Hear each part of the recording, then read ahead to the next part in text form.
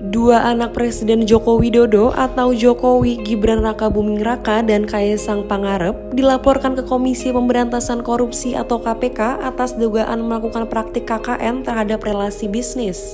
Pelapor yang merupakan dosen Universitas Negeri Jakarta atau UNJ, Ubaidillah Badrun menganggap ada sejumlah kejanggalan dengan arus dana yang masuk ke perusahaan yang dikelola kedua putra Jokowi tersebut. Dalam laporannya, Ubaidillah Badrun menyebut relasi bisnis anak-anak Presiden RI itu juga terkait dengan pembakaran hutan dan pencucian uang.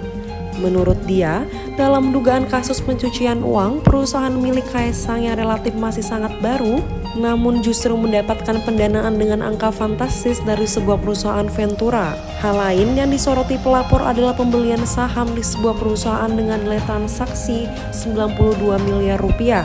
Seperti diketahui, pada November tahun lalu, Kaesang Pangarep memang tercatat sempat memborong saham PT Pancamitra Putih Perdana Tbk atau PMNP, sebuah perusahaan yang produksi makanan beku berbasis udang.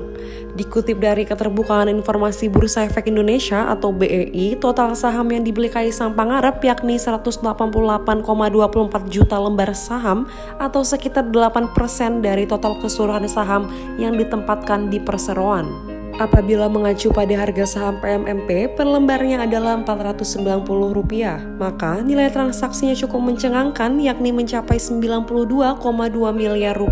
Kaesang Pangarep membeli saham di PT Pancamitra Putih Perdana Tbk melalui perusahaan miliknya PT Harapan Bangsa Kita atau yang lebih dikenal dengan GK Hebat. Seperti diketahui, GK Hebat adalah perusahaan di bidang pengelolaan makanan dan minuman yang menjadi platform akselerator UMKM yang didirikan pada tahun 2019 lalu.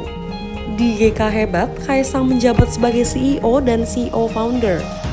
Beberapa merek yang berada di bawah kendali GK Hebat antara lain adalah Sang Pisang, Ternak Kopi, Yang Ayam, Let's Toast, Enigma Camp, dan Siap Mas. Bisnis tersebut berkembang pesat hingga kini. Pancamitra Multipedana disebut jadi salah satu eksportir udang terbesar di Indonesia dengan jumlah volume tonase ekspor udang nomor 2 terbesar di Indonesia pada tahun 2020. Tujuan ekspor utamanya adalah ke Amerika Serikat dan Jepang.